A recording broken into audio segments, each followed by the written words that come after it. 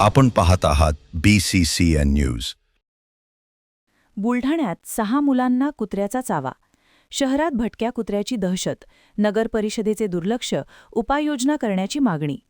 बुलढाणा शहरात भटक्या कुत्र्यांनी अक्षरशः धुमाकूळ घातला असून एकाच दिवशी 6 लहान मुलांवर हल्ला करून त्यांना जखमी केल्याची धक्कादायक घटना घडली आहे. या घटनेमुळे पालकांमध्ये भीतीचे वातावरण पसरले असून पालिकेच्या ढसाळ कारभारावर संताप व्यक्त केला जात आहे. बुलढाणा शहरातील विविध भागात भटक्या कुत्र्यांचे कळप फिरत असून या झुंडींनी अचानक लहान मुलांना लक्ष्य करण्यास सुरुवात केली आहे. जखमी झालेल्या 6 मुलांमध्ये कुणाच्या डोक्याला, कुणाच्या हाताला तर कुणाच्या पायाला कुत्र्यांनी गंभीर जखमा केल्या आहेत.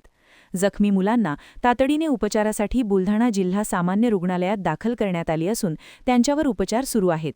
दरम्यान लहान मुले खेळण्यासाठी बाहेर पडली की हे कुत्रे त्यांच्यावर तुटून पडत असल्यामुळे मुलांना बाहेर पाठवायचे कसे असा प्रश्न पालकांसमोर उभा ठाकला आहे.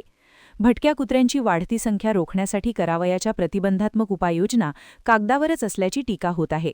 या हिंसक कुत्र्यांचा नगरपालिकेने त्वरित बंदोबस्त करावा अशी मागणी आता जोर धरू लागली आहे.